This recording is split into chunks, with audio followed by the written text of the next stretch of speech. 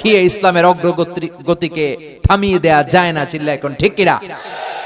এজন্য সে কোরআন থেকে আজকে আমরা কথা শুনবো। রাজি আছেন তো? কষ্ট হচ্ছে না তো? আজকে আমরা শুনবো সূরাতুল লোকমান। কি সূরা? সবাই বলেন কি সূরা? আরো জোরে বলেন না কি সূরা? এই সূরাটা 21 পারায় অবস্থিত কোরআনে, 31তম সূরা। এই সূরায় আয়াত আছে 34টি, রুকু আছে 4টি। এটি মাক্কি সূরা। আমরা দ্বিতীয় রুকু থেকে কথা শুনবো, বলেন ইনশাআল্লাহ। এই তাফসীর মাহফিলগুলোকে ক্লাসের মতো মনে করবেন। কিসের মতো? তাহলে কিছু শিখে যাওয়া যাবে। তা না হলে আসলাম, স্লোগান দিলাম, হাসলাম, কাঁদলাম, কোনো লাভ হবে না। কিন্তু যদি কিছু শিখে যাওয়া যায়, জীবনটারে পরিবর্তন করে দিবে কে? আরো জোরে বলেন কে? আসুন আমরা নিয়ত করি এক আল্লাহ তাআলার সন্তুষ্টির জন্য আমরা মহাবিশ্বের মহাবিশ্বয় মহাগ্রন্থ আল কোরআন থেকে হেদায়েত নেয়ার জন্য সূরাতুল লোকমানের তাফসীর শুনবো। জোরে কোন ইনশাআল্লাহ। Consider this program as a class. The person is delivering lecture in front of you. He is your teacher. And you all sitting guys are the students of Tafsirul Quran. যিনি এখানে কথা বলে উনি শিক্ষক। আমার আগে সিরাজি ভাই ছিলেন শিক্ষক, আমরা ছিলাম ছাত্র। এখন আমি একটু করে বসার সুযোগ পেলাম, আমি হলাম শিক্ষক, আমরা ছাত্র। আমরা কোরআনের ছাত্র হয়ে বসেছি। খুশি না বেজার? সূরা লোকমানের আলোকে শুনবো। লোকমান নামটা কেমন লাগে? ভালো লাগে? কোরআন আল কারীমে ব্যক্তির নামে মোট 8 সূরা। কয় সূরা? জবাব দেন। যেহেতু ক্লাস, জবাব দিতে হবে। ব্যক্তির নামে কয় সূরা? 6 সূরা নবীদের নামে, আর 2 সূরা 2 ওয়ালির নামে। নবীর নামে 6 সূরা, সূরা ইউনুস, সূরা ইউসুফ, সূরা হুদ, সূরা নূহ, সূরা ইব্রাহিম, সূরা মুহাম্মদ। এই 6 নবীর নামে কোরআনে 6টা সূরা। আর 2 জন ওলির নামে 2টা সূরা। এক হলো মহিলা ওলি, আর এক হলো পুরুষ ওলি। মহিলা ওলি হচ্ছে মারইয়াম, উম্মু ঈসা, ঈসা আলাইহিস সালামের মা। আর পুরুষ ওলি হচ্ছে লোকমান। এই যে লোকমান আলাইহিস সালামের নামে আল্লাহ একটা সূরা দিলেন। লোকমান নামটা কেমন? ভালো লাগে? ছেলে ছেলে হলে রাখবেন, ঠিক আছে? এই সুন্দর সুন্দর নামগুলো কোরআন থেকে পিক করবেন, চুজ করে ছেলেদের জন্য রাখবেন। আহাব্বুল আসমা ইলাল্লাহি আব্দুল্লাহ, আব্দুর রহমান। আল্লাহর কাছে সবচেয়ে প্রিয় নাম আব্দুল্লাহ, আব্দুর রহমান। এই নামগুলো রাখবেন। এই যে আব্দুল্লাহ আছে একজন, আব্দুল্লাহ আল মামুন বাবু, কোরআনের জন্য পাগল। যেখানেই কোরআনের মাহফিল, আব্দুল্লাহ আল মামুন বাবু আছে না নাই? আল্লাহ তাকেও কবুল করুক, আমরা পড়ি আমিন। তার ইনভিটেশনে মূলত আমি এসেছি। প্রিয় ভাইয়েরা, এজন্য আব্দুল্লাহ, আব্দুর রহমান এই নামগুলো রাখবেন। নবীদের নামগুলো রাখবেন, সাহাবাদের নামগুলো রাখবেন। ভালো নাম রাখলে এটার একটা প্রভাব আছে না নাই? লিকুল্লি ইসমিন আসারুন, প্রত্যেক নামের আছে একটা প্রভাব। ভালো নাম রাখবেন, ছেলে ভালো হবে, ঠিক কিনা? উল্টা পাল্টা নাম রাখলে ছেলেগুলো খারাপ হবে, বেনামাজি হবে, ডাকাত হবে। চিল্লা এখন ঠিক কিনা? এক চাচা, ছোটবেলা একটা গল্প শুনেছিলাম যে এক চাচা তার ভাতিজার বাড়িতে গিয়েছে ঢাকা শহরে দেখা করবার জন্য। তো ভাতিজা তাকে আপ্যায়ন করাচ্ছে, নাস্তা দিচ্ছে। চাচা নাস্তা খায়, আর চাচা বলে, আমি তো গ্রামে থাকি, শহরে আসার সময় পাই না, তোমাদের সাথে দেখাও হয় না, কতদিন পরে দেখা হলো। তোমার নাকি একটা ছেলে আছে, একটা মেয়ে আছে, ওদেরকে তো দেখলাম না, ডাকো না। তো ভাতিজা ঘর থেকে বসে ডাক দিছে, ব্রাশ ফায়ার। ব্রাশ ফায়ার শুননা চাচা খানা থুইয়া দিছে দৌড়। ভাতিজা চাচারে থামানোর জন্য কয়, চাচা থামেন। চাচাও দৌড়ায়, ভাতিজাও দৌড়ায়। চাচা বলে, ভাতিজা বয়স আমার 80 হয়েছে, তুই আমারে ব্রাশ ফায়ার করিস না। ভাতিজা বলে, চাচা এটা তো ওই ব্রাশ ফায়ার না, আমার ছেলের নাম ব্রাশ আর মেয়ের নাম ফায়ার। আমি আমার ছেলে মেয়েদেরকে ডাক দিয়েছিলাম ব্রাশ ফায়ার বলে। তো এরকম উল্টা পাল্টা বিদঘুটে নাম আছে না নাই? এগুলো রাখবেন কখনো? রাখবেন কোরআন থেকে নেয়া নাম, হাদিস থেকে নেয়া নাম। ভদ্র বানাই দিবে কে? সাইয়েদনা লোকমান আল হাকিম ছিলেন অনেক জ্ঞানী লোক, অনেক প্রজ্ঞাবান লোক। উনি ওনার ছেলেকে 10টা উপদেশ দিয়েছিলেন। কয়টা? সবাই বলেন না, কয়টা? 10টা উপদেশ আল্লাহ তাআলা দিয়েছেন। ওনার উপদেশগুলো আল্লাহর এত ভালো লেগেছে, উনি যেমন যেমন উপদেশ দিয়েছে আল্লাহ ঠিক তেমন তেমন কোরআনের ভেতরে ওই উপদেশগুলো তুলে দিয়েছে। সুবহানাল্লাহ। বাড়িতে যে বলেন কেমন? আওয়াজ করে পড়েন আল্লাহু আকবার। এজন্য আজকে উপদেশগুলো আমরা শুনবো। আমরা অনেকেই বাবা হয়েছি না? আমাদের দায়িত্ব সাইয়েদনা লোকমান যে উপদেশগুলো তার ছেলেকে দিয়েছেন, আমরাও যারা বাবা হয়েছি বা হব, আমরা আমাদের ছেলে মেয়েদেরকে ওই উপদেশ দিব। এজন্য ছেলে মেয়েদেরকে ছোট্টবেলা থেকে ইসলাম শিখাতে হয়, বড় হয়ে গেলে কাজ হয় না। অনেক জায়গায় মাহফিলের পরে আমাদের কাছে আসে পানি পড়ার জন্য। একজন লোক আসছে, বলে হুজুর পানি পড়া। কেন পানি পড়া? কয় হুজুর আমার ছেলে কথা শোনে না। ছেলে কথা শোনে না? কয় না। বয়স কত ছেলের? কয় হুজুর 30। আমি কই সর্বনাশ, 30 বছরের পোলার জন্য পানি পড়া? পানি পড়ায় কাজ হবে না। শুধু পানি পড়া না, আমারে মেশিনে ঢুকাইয়া বাইটা খাওয়াই দিল আপনার পোলা মানুষ হবে না। কারণ আমাদের আঞ্চলিক ভাষা একটা কথা বলে, কাঁচা না নোয়ালে বাঁশ, পাকলে করে টাস টাস। ছোট্টবেলা থেকে শিখাতে হবে। ও এখন কাদা আর মাটি, যেমন মনে চায় শেপ দেওয়া যায়, যেমন মনে চায় ডিজাইন করা যায়। কাদা মাটিকে যেমন মনে চায় বাঁকা করা যায়। কামার একই কাদামাটি দিয়ে প্লেট বানায়, একই কাদামাটি দিয়ে মূর্তি বানায়, একই কাদামাটি দিয়ে গ্লাস বানায়। কিন্তু বানানোর পরে যখন চুলায় উনুনে দেয়, যখন লাল হয়ে যায়, শুকিয়ে যায়, তখন কি আর ওটা দিয়ে অন্য কিছু বানানো যায়? বানাতে গেলে কি হবে? কি হবে? এজন্য ছোট্টবেলা থেকে আপনার ছেলেকে কোরআন শিখান। ইসলাম এত সুন্দর ধর্ম, ইসলাম বলে তোমার ছেলে জন্ম নিয়েছে, তার উপর শরীয়তের কোনো হুকুম আহকাম এখনো শুরু হয় নাই, তার আমল নামা শুরু হয় নাই, কিন্তু তার কানের কাছে আজান দিয়ে তুমি তার কাছে ইসলামটাকে পৌঁছে দাও। ঠিক কি না? 7 বছর বয়স হয়েছে, ছেলের নাম রাখো, সুন্দর নাম রাখবা, কোরআন থেকে দেখে নাম রাখবা, ব্রাশ ফায়ার রাখো না। ঠিক কি না? সুন্দর সুন্দর নাম রাখো, ছেলের আকিকা দিয়ে দাও, আর একটু বড় হলে ছেলেকে কোরআন শিখিয়ে দাও। এখন থেকে কোরআন শিখান, এই ছেলেগুলো হবে আল্লাহওয়ালা। আর যদি কোরআন না শিখান, এগুলোই হবে ডাকাত, চাঁদাবাজ, টেন্ডারবাজ। এই ছেলেগুলোই হবে বাংলা ভাই, ইংরেজি ভাই, অঙ্ক ভাই। এগুলোই হবে এরশাদ শিকদার, পিচ্চি হান্নান, কালা জাহাঙ্গীর আর লতিফ সিদ্দিকীর মতো আউলা ঝাউলা মন্ত্রী। জোরে কোন ঠিক কি না? আর যদি কোরআন শিখান, ভদ্র হবে।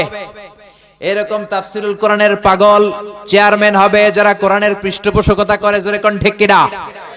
আর যদি কোরআন না শিখান, তাফসির মাহফিল বন্ধ করে দিবে, মুফাসসিরে কোরআনকে আসতে দিবে না, কোরআনের আওয়াজকে বাড়তে দিবে না। এরকম বেয়াদব নেতাও বাংলাদেশে আছে না নাই? আছে না নাই?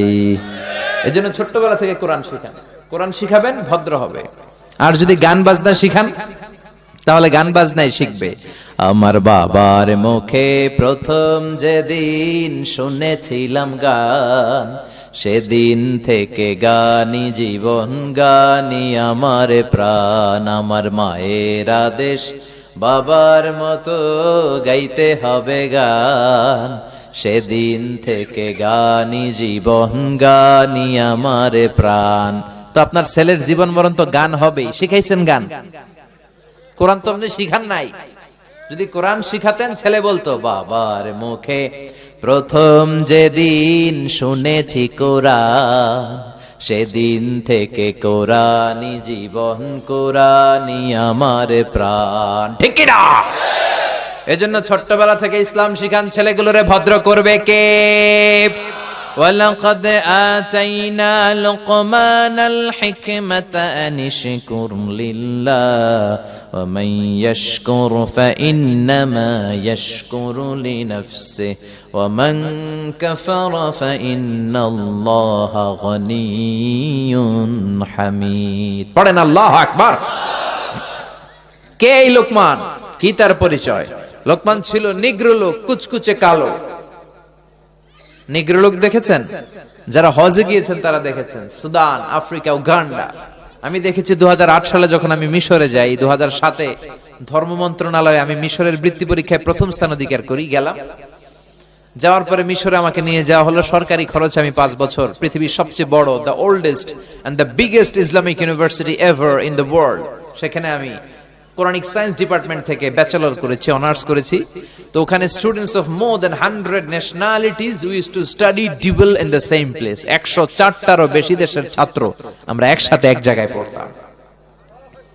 কেউ সাদা, কেউ কালো, কেউ শ্যামলা, কেউ লম্বা, কেউ খাটো, কেউ বাংলাদেশি, কেউ পাকিস্তানি, কেউ সিঙ্গাপুর, কেউ ইংল্যান্ড, কেউ মালয়েশিয়া, কেউ ইন্দোনেশিয়া, কেউ আফ্রিকা, কেউ সুদান, কেউ ইথিওপিয়া, কেউ ঘানা।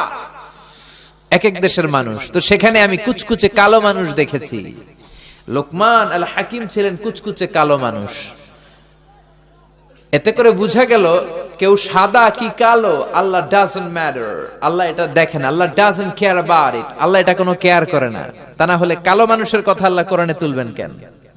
কালো হওয়ার পরেও তার কথাগুলো আল্লাহর এত ভালো লেগেছে, আল্লাহ সরাসরি কোরআনের মধ্যে কুচকুচে নিগ্রু মানুষের কথা তুলে ধরেছে। কোন সুবহানাল্লাহ। এজন্য ইসলাম বলে there is no difference between black and white, between upper and lower, between the richer section of the society and poorer section of the society, between the prime minister and rickshaw puller. Everyone is totally equal, 100% equal, completely equal in the eyes of Islam. ইসলাম বলে সাদা কালোয় কোনো পার্থক্য নাই, ধনী গরিবে পার্থক্য নাই, প্রধানমন্ত্রী কুলিওয়ালা ঠেলাওয়ালায় কোনো পার্থক্য নাই। পার্থক্য এক জায়গায়, ইন্না আকরামাকুম ইনদাল্লাহি আতকাকুম। যার কলিজার মধ্যে আল্লাহর ভয় বেশি সেই আল্লাহর কাছে সেরা। জোরে কোন ঠিক কি না? এজন্য হাজার কোটি টাকার মালিক যারা, কোটি কোটি টাকা বানালো যারা, তাদের জন্য কিয়ামতের দিন আলাদা কোনো লাইন হবে নাকি? কিয়ামতের দিন লাইন দুইটা। কয়টা? আরো জোরে বলেন কয়টা?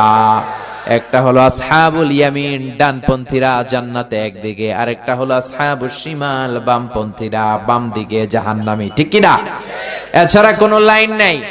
এজন্য হাজার কোটি টাকার মালিক দেখলে মনে করেন না অনেক সুখে আছে, সুখ নাও থাকতে পারে। সুখ দেওয়ার মালিক কে? কুড়ে ঘরে থেকে রিকশা চালিয়ে অল্প খেয়ে অল্প পড়ে অল্প জমিয়েও সুখ হতে পারে। সুখ দিতে পারেন একজন, তিনি কে? অনেক টাকা হলে বাড়ি বানানো যায়, গাড়ি বানানো যায়, কিন্তু শান্তি কিনা যায় না। টাকা হলে বালিশ কিনা যায়, তোষক কিনা যায়, কিন্তু ঘুম কিনা যায় না। ঠিক কিনা? আপনাদের পাবনাতে কি ঘুম কিনা যায়? যে বলতে পারবেন ডাক্তার সাহেব আমার 5,000 টাকার ঘুম দেন, ডাক্তার কি আমারই তো ঘুমে ধরে না, আপনাদের কি ঘুমের ট্যাবলেট দিব মিয়া? তো এই জন্য টাকার মালিক হলেই যে শান্তিতে আছে এটা নাও হতে পারে, বরং বেশি টাকার মালিক যারা, কালো টাকার পাহাড় বানিয়েছে যারা, তাদের মধ্যে অশান্তি, ঘরে শান্তি নাই, ফ্যামিলিতে সুখ নাই, কিচ্ছু খাইতে পারে না। ডাক্তার কয় আপনি গরু খাবেন না, খাসি খাবেন না, চিংড়ি খাবেন না, ঘাস খাবেন।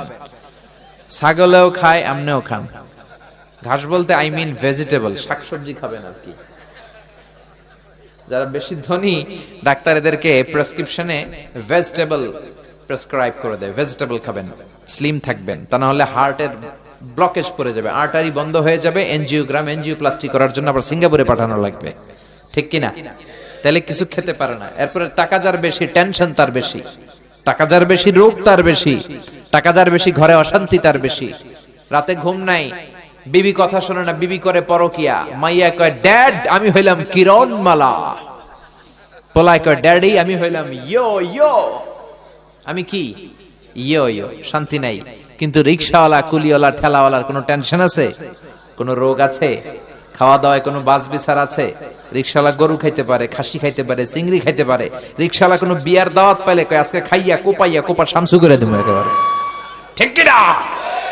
ঘুমের সমস্যা নাই, ওর যেখানে রাইত ওইখানেই কথা বলেন। রিকশাওয়ালার যেখানে রাইত ওইখানেই, ওর বিছানায় মাথা লাগতে দেরি, ওর নাক ডাকতে দেরি হয় না, ওর নাকের ডাকের আওয়াজে ট্রাকের ইঞ্জিনও ফেল। রিকশাওয়ালা যখন ঘরে যায় শান্তি আর শান্তি, মসজিদে যায়, ছোট্ট বাচ্চাটারে নিয়ে যায়, আবার ঘরের মধ্যে এসে দেখে বিবিও নামাজ পড়ে, বিবিও জিকির করে। কার? এজন্য শান্তি দেওয়ার মালিক একজন, তিনি কে? সাইয়েদনা লোকমান ছিলেন পেশায় রাখাল। কি ছিল? কথা বলেন, সবাই বলেন। সারাদিন ছাগল চড়াতো, রাত্রেবেলা বাসায় আসলে এরকম হাজার হাজার মানুষ ভিড় জমাতো। লোকমানের মালিক বলে ঘটনা কি রে, এত মানুষের ভিড় কেন? সবাই বলে আপনার রাখাল সাধারণ কোনো মানুষ নয়, এটা অসাধারণ মানুষ, অনেক জ্ঞান। মনিব বলে ঘটনা কি? আমার রাখালের এত জ্ঞান আমি জানি না, আজকে একটু চেক করব। ইবনু জারির আত-তাবারি ওনার তাফসিরে তাবারিতে এই বর্ণনাটা এনেছেন। মনিব লোকমানকে ডেকে বলে ইয়া লোকমান ইযহাব ওয়াজবাহ শাতান, লোকমান তুমি একটা ছাগল জবাই করো, ওয়া আখরিজ মিনহা আতিয়াবা মুদগাতাইন, জবাই করার পরে ছাগলের দেহের সবচেয়ে দামি পবিত্র দুইটা অঙ্গ কেটে আনো। সাইয়েদনা লোকমান জবাই করলেন, ফা আখরাজা আল লিসানা ওয়াল কলব। তো ফা আখরাজা আল লিসানা ওয়াল কলব, লোকমান ছাগল জবাই করে মনিবের কথা অনুযায়ী জিহ্বা আর কলব কেটে নিয়ে আসলেন, মনিবের হাতে দিলেন। মনিব বললেন যাও ইযবাহ শাতান উখরা, আরেকটা ছাগল জবাই করো, ওয়া আখরিজ মিনহা আখবাস মুদগাতাইন, এবার ছাগলের সবচেয়ে নিকৃষ্ট দুইটা অঙ্গ ছুরি দিয়ে কেটে আনো। লোকমান জবাই করে আবার আখরাজাল লিসানা ওয়াল কলব, জিহ্বার কলব কেটে নিয়ে আসলেন। সুবহানাল্লাহ কইবেন না? মানিব বলে, মা হাযা ইয়া লোকমান, সবচেয়ে দামি পবিত্র দুইটা অঙ্গ আনতে বললাম, জিহ্বার কলব কেটে আনলাম। আবার সবচেয়ে নিকৃষ্ট দুইটা অঙ্গ আনতে বললাম, তখনও জিহ্বার কলব কেটে আনলা। সাইয়েদনা লোকমান বলে, জিহ্বা এমন অঙ্গ, এই জিহ্বা যদি ভালো হয়, জিহ্বার চেয়ে ভালো কিছু আর হয় না। এই জিহ্বা যদি খারাপ হয়, জিহ্বার চেয়ে খারাপ কোন অঙ্গ দেহের ভেতরে আর হয় না। ঠিক কি না? এই জিহ্বা দিয়ে যদি কোরআনের তেলাওয়াত করেন, এই জিহ্বা দিয়ে যদি আল্লাহর জিকির করেন, এই জিহ্বা দিয়ে যদি কল্যাণের পথে, হকের পথে মানুষকে ডাকেন, এই জিহ্বা দিয়ে যদি সত্য কথা বলেন, দ্বীনের নসিহত করেন, এই জিহ্বার চেয়ে ভালো অঙ্গ দেহে আর হয় না। আর এই জিহ্বা দিয়ে যদি মানুষকে গালি দেন, এই জিহ্বা দিয়ে যদি মিথ্যা সাক্ষী দেন, এই জিহ্বা দিয়ে যদি গীবত করেন, চুগলখুরি করেন, এই জিহ্বা দিয়ে যদি উল্টাপাল্টা গান বাজনা করেন, জিহ্বার চেয়ে খারাপ অঙ্গ আর হয় না। ঠিক কি না? এই জন্য জিহ্বা দিয়ে গান গাইতে হবে কার? জিহ্বা দিয়ে কবিতা আবৃত্তি করতে হবে কার?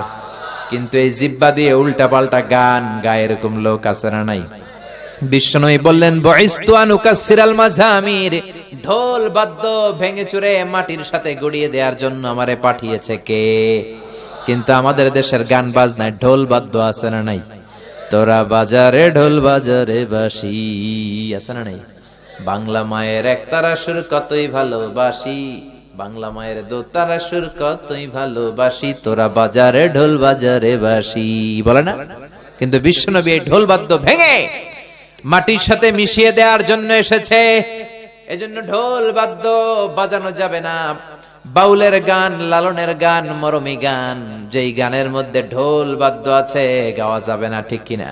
কিন্তু আমরা বেহায়ার মতো এই গানগুলো শুনি কি শুনি না? আমরা গাইও শেফালি কেন পানে জর্দা মিশালি, গায় না? গায় না? তোকে দেখে গাই যে আমি রিমিক্স কাওয়ালি। আহা হুজুর কত ভালো লাগে। হ্যাঁ, কপাল পোড়া। এই রিমিক্স যেটার মধ্যে আছে, ঢোল বাদ্য আছে, এগুলো গাওয়া যাবে? আবার ছেলে পেলে বাড়ি সিদ্দিকীর গানের জন্য পাগল, মরে গেল গত মাসে, মনে আছে? আমি একটা জিন্দা লাশ, কাটিস না রে জংলারে বাস, আমার লাইগা 3.5 হাত কবর খুঁড়িস না, আমি পীড়িতের নলে পোড়া, মরার পরে আমায় পুড়িস না, তোরা মরার পরে আমায় পুড়িস না। বলে বলে এগুলো গাওয়া যাবে? কেন গাওয়া যাবে না? গানের প্রথম লাইনে বলতেছে আমারে তুই কবর দিস না, দ্বিতীয় লাইনে বলে আমারে আগুনে পুড়িস না। মুসলমানকে কি শ্মশানে নিয়ে আগুনে পুড়ে না কবর দেয়? তাহলে যে গানের মধ্যে হিন্দু কালচার আছে, হিন্দু আনি সংস্কৃতি আছে, শিরকের ঘ্রাণ আছে, মুসলমান ওই গান গাইতে পারে? মুসলমান গাবে ইসলামের গান, কোরআনের গান, সালাতের গান। তলাআল বাদরু আলাইনা من ثنيات الوداع وجب الشكر علينا ما دعا لله داع أيها المبعوث فينا جئت من أمر المطاع جئت شرفت المدينة মারহাবান ইয়া খায়রাদা। পড়েন আল্লাহু আকবার। এইজন্য ছেলে মেয়েদেরকে ছোট্টবেলা থেকে উপদেশ দেন। সাইয়েদনা লোকমান বললেন, জিহ্বা এমন অঙ্গ, এই অঙ্গ দিয়ে যদি জিকির করেন, জিহ্বার চেয়ে ভালো কিছু আর হয় না। আর এই জিহ্বা দিয়ে যদি গান বাজনা করেন, অশ্লীল গান গান, জিহ্বার চেয়ে খারাপ অঙ্গ আর হয় না। ঠিক কি না? আল্লাহ নরম নরম টিস্যু দিয়ে জিহ্বাটাকে বানালেন। আমাদের জিহ্বায় পার স্কয়ার সেন্টিমিটারের টেস্ট বাড রয়েছে 184টা। সেই হিসাবে আমাদের জিহ্বা দিয়ে আমরা কয়েক হাজারেরও বেশি ধরনের খাদ্যের স্বাদ আস্বাদন করতে পারি। সুবহানাল্লাহ কইবেন না? আপনি হিউম্যান অ্যানাটমি, মানুষের শরীর বিদ্যা নিয়ে যদি গবেষণা করেন, অবাক হয়ে যাবেন। আল্লাহ কত সুন্দর করে ব্রেইন দিলেন, হার্ট দিলেন, লাংস দিলেন, ফিল্টার দিলেন, কিডনি দিলেন। আপনি যদি খেয়াল করেন, যেটা যেখানে সেট করা দরকার ঠিক ওইভাবেই সেট করে দিয়েছে কে? আমাদের মুখ যেখানে থাকা দরকার ছিল ওইখানে দিয়েছে। মুখের উপরে কি সুন্দর নাক, খাবার নেবেন, ঘ্রাণ নেবেন, বাসি না খারাপ, চোখ দিয়ে দেখবেন। এই নাক যদি এইখানে না থাকে আমাদের পিঠে থাকতো, কি করতেন? খাওয়ার সময় ঘ্রাণ নেওয়ার জন্য পিঠে নেওয়া লাগতে হবে, যে দেখো শুকে দেখো ভালো কিনা, ঠিক কিনা। তারপর চোখ যদি এইখানে না থাকে, একটু উপরে থাকতো, এই চোখটা এদিকে, এই চোখটা এদিকে, কি করতেন? শীতের বিকালে ফুটবল খেলতে গেলে কপাল দিয়ে হেড দিলে চোখ দুইটা ডিমের মতো পৌঁছে যেত। সুবহানাল্লাহ কইবেন না? কানগুলাকে কত চমৎকার সেটিং করলেন। আচ্ছা খেয়াল করে দেখেন তো, এই কান যদি আল্লাহ এই বগলের নিচে দিত, আর এই কান যদি এই বগলের নিচে দিত, কি হইতো? আজকে আমার মাহফিল শোনার জন্য সবার এমনি বসে থাকা লাগতো। কান তো এই জায়গায়। সুবহানাল্লাহ পড়বেন না? এজন্য সাইয়েদনা লোকমান বললেন, জিহ্বা যদি ভালো হয় জিহ্বার চেয়ে ভালো হয় না, জিহ্বা যদি খারাপ হয় জিহ্বার চেয়ে খারাপ আর হয় না। এবার তিনি কলব হাতে নিলেন, হাতে নিয়ে বললেন, ও মনিব, কলবটা এমন অঙ্গ, এটা শ্রেষ্ঠ অঙ্গ, আবার এটাই নিকৃষ্ট। এই কলবে যদি আল্লাহর জিকির ঢুকান, এই কলবের মধ্যে যদি মানুষের কল্যাণের কথা ভাবেন, মানুষের জন্য ভালোবাসা যদি অন্তরে রাখেন, কলবের চেয়ে ভালো অঙ্গ আর হয় না। আর এই কলবের ভেতরে যদি মানুষের জন্য ঘৃণা পুষে রাখেন, আল্লাহর জিকির না বসিয়ে শয়তানকে যদি আপনার কলবের মধ্যে আপনি ঢুকিয়ে দেন, তাহলে কলবের চেয়ে খারাপ অঙ্গ আর হয় না, ঠিক কি না? এজন্য আল্লাহ বললেন, আলা বিযিকিরিল্লাহি তাতমাইন্নুল কুলুব। দুনিয়ার কোন জিনিস দিয়ে কলব প্রশান্ত হয় না, কলব প্রশান্ত হয় একজনের জিকির দিয়ে। তিনি কে? এজন্য কলবের ভেতরে আল্লাহর জিকির রাখার দরকার আছে না নাই? অনেকে আসে কলবের ভেতরে আল্লাহর জিকির না ঢুকাইয়া আয়না ঢুকায়, আছে না নাই? কলবে কি ঢুকায়? আপনাদের এলাকায় ঢুকায়? কয় আয়না বসাইয়া দে মোর কলবের ভিতর। বাবারে, দয়াল বাবা কেল্লা কাবা হেনার কারিগর, আয়না বসাইয়া দে মোর কলবের ভিতর। বলে আমাদের ওই দিকটায় খুব বলে, তোর বাবার কলবেই তো আয়না নেই, তোরে কি আয়না দিবে বেটা? কলবে আয়না থাকে না, কলবে জিকির বসাবেন কার? এজন্য লোকমান বলল, ও মনিব, কলবটা এমন অঙ্গ, দেহের সবচেয়ে দামি অঙ্গ, যদি ভালো হয় কলবের চেয়ে ভালো কিছু নাই। যদি কলবটা খারাপ হয়ে যায়, পচে যায়, নষ্ট হয়ে যায়, কলবের চেয়ে খারাপ অঙ্গ দেহে নাই, ঠিক কিনা? মনিব বলে, তাই তো, আসলেই তো আমার রাখাল সাধারণ কোন রাখাল নয়। মনিব বলল, লোকমান যাও, আজকে থেকে তোমার আমি আজাদ করে দিলাম, তুমি গোটা বিশ্বে ছড়িয়ে তোমার জ্ঞান দিয়ে লোকদেরকে আলোকিত করে নাও। আল্লাহু আকবার। সে লোকমানের কথা আল্লাহ বললেন, ওয়ালাকাদ আতাইনা লুকমানাল হিকমাতা আনিশকুর লিল্লাহ। আমি লোকমানকে হিকমত দিয়েছি আর বলেছি আনিশকুর লিল্লাহ, শুকরিয়া করবা কার? সবাই বলবেন, শুকরিয়া করবেন কার? শুকরিয়া করলে নিয়ামত বাড়ায় দেয় কে? না করলে নিয়ামত কেড়ে নেয় কে? لئن شكرتم لأزيدنكم ولئن كفرتم إن عذابي لشديد। ওরে গোলাম, যদি নিয়ামতের শুকরিয়া করো নিয়ামত বাড়িয়ে দেব, আর যদি নিয়ামতের শুকরিয়া না করে আমি আল্লাহর সাথে গাদ্দারি করো, কুফরি করো, জেনে রেখো আমার শাস্তি বড় কড়া। ইন্না বাতশা রাব্বিকা লাশাদীদ। আমার আল্লাহর ধরা, আযাব আর পানিশমেন্ট আর পাকড়াও বড় কঠিন। আমার আল্লাহ সব সময় ধরে না, কিন্তু যখন ধরে ছাড়ে না, ঠিক কি না? ধরে ধরে ধরে না, ধরলে আল্লাহ ছাড়ে না। ফেরাউনরে যখন ধরলেন ছাড়েন নাই, অনেক ঢিল দিলেন, দেখলেন ফেরাউন ভালো হয় কিনা, সাইয়েদনা মুসার কথা শুনে কিনা। নমরুদকে অনেক ঢিল দিলেন, ভালো হয় নাই। নমরুদরে পরে মশার কামড় দিয়ে শেষ করলো কে? ফেরাউনরে অনেক ছাড় দিলেন, সুযোগ দিলেন, তওবা করে নাই। ফেরাউনরে সাগরের পানিতে সুবানি খাওয়াইলো কে? আব্রাহার বাহিনী কাবাঘর ভাঙতে আসলো, আবাবিল পাখি দিয়ে আব্রাহার বাহিনীরে শেষ করলো কে? আবার কাবা ভাঙতে এলে পাঠাও আবাবিল, দাও খোদা দাও আমায় আবার উমর দারাজ দিল, দাও খোদা দাও আমায় আবার উমর দারাজ দিল। আল্লাহু আকবার। এজন্য আমার আল্লাহ সব সময় ধরে না, কিন্তু যখন ধরে, কথা বলেন, যখন ধরে, ধরে ধরে ধরে না, ধরলে আল্লাহ।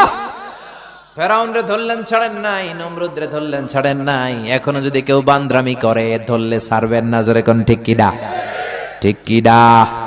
ফেরাউনের লাশটা আমি নিজে দেখেছি, আমার জীবন ধন্য, আমার চোখ ধন্য। জাহান্নামের নরকীটটাকে আমি দেখে এসেছি। আমি তো মিশরে পড়েছি, মিশরের রাজধানী কায়রোর ন্যাশনাল মিউজিয়ামে এই লাশটা রাখা।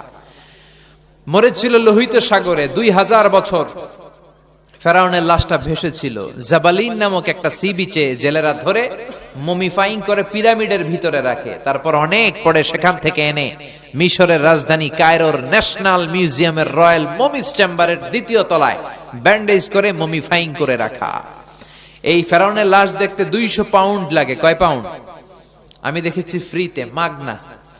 ফ্রিতে এটার আপনারা কি বলেন? পাবনায় মাগনা বলেন? মাগনা দেখেছি, যেহেতু আলাজারের কার্ড ছিল। কার্ড দেখিয়ে ঢুকলাম ফেরাউনের লাশ ঘরে। ঢুকেই দেখি ফেরাউন শুয়ে আছে, ব্যান্ডেজ করা, হাত দুইটা এরকম বাঁধা, ব্যান্ডেজ। এইভাবে শুটকি মানুষ। কি মানুষ? শুটকি। কোনো মাছ ওরে খায় নাই। 2000 বছর সাগরে পড়েছিল, কোনো কীট পতঙ্গ ওরে ছোঁয় নাই, কোনো ব্যাকটেরিয়া ওরে পচায় নাই, কোনো ক্যাকটাস, কোনো শৈবাল, কোনো অক্টোপাস, কোনো প্রাণী ওর দিকে তাকায়ও নাই। কারণ ওর লাশটারে যে সংরক্ষিত করে রাখা হবে, এই চ্যালেঞ্জটা কার? ঢুকলাম, ঢুকে দেখি ফেরাউন শুয়ে আছে। ডাক দিলাম, ও ফেরাউন চাচা কেমন আছো? কিন্তু চাচা কথা বলে না। ওর কথা বলার শক্তিটাও কেড়ে নিয়েছে কে? ওই দিন আমি অনেকক্ষণ কথা বললাম ফেরাউনের সাথে, কিন্তু এক পেশে কথা, এক তরফা কথা, শুধু আমি কই, সে কথা কয় না। তার লাশের চারদিক দিয়ে ঘুরে ঘুরে দেখলাম আর অবাক হলাম। এই লোকটা আমার নবী মুসা আলাইহিস সালামকে ধমক দিত। এই লোকটার ভয়ে বনি ইসরায়েলের মুসলমান সৈনিকেরা নিজ এলাকায় থাকতে পারতো না, আরেক এলাকায় যে ঘুমানো লাগতো। এরকম পরিবেশ এখনো দেশে আছে না নাই? আমার থানা এইখানে, আমি এখানে থাকতে পারি না, আরেক থানায় ঘুমাই। আমার বাড়ি এইখানে, আমার বাড়িতে আমি পরবাসী, আরেকজনের ঘরে ঘুমাই। ওয়ালা তাহিনু ওয়ালা তাহজানু ওয়া আনতুমুল আ'লাউনা ইন কুনতুম মুমিনিন। দুঃখ করো না, চিন্তা করো না, ঈমান যদি পাক্কা হয় বিজয় তোমাদের হাতে নিশ্চিত হবেই হবে। চিল্লা এখন ঠিক কি না? ঈমানের নমুনা যদি দেখাতে পারো, সবর যদি এখতিয়ার করতে পারো, নিজেদের জান আর প্রাণকে যদি কোরআনের জন্য উৎসর্গ করতে পারো, বাংলার জমিনেও কালেমার পতাকা উড়াইয়া দিবে কে? পৃথিবীতে কেউ তো স্থায়ী হয় না, ওক না সে ফেরাউন কিবা নমরুদ। কেউ ভবে চিরদিন রয় না, কেউ ভবে চিরকাল রয় না। জোরে কোন ঠিক কিনা? এজন্য থাকার জন্য আমরা আসি নাই, চলে যেতে হবে। ফেরাউনকেও শেষ করে দিল কে? এজন্য আল্লাহ বললেন, আনিশকুরু লিল্লাহি ওয়া মান ইয়াশকুরু ফাইন্নামা ইয়াশকুরু লিনাফসিহি। ও লোকমান, আল্লাহর শুকরিয়া করো, শুকরিয়া করলে আমি নিয়ামত বাড়িয়ে দেই। আর কেউ যদি শুকরিয়া করে সেটা তার নিজের জন্যই করে, আমি আল্লাহর কোনো লাভ নাই। শুকরিয়া করলে লাভ কার? কুফরি করলে লস কার? আল্লাহর কোনো লাভ লস আছে? কথা বলেন, লাভ লস আছে?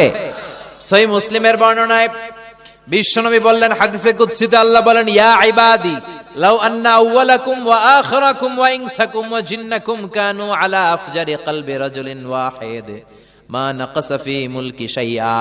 ও আমার গোলাম, তোমরা সবাই মিলে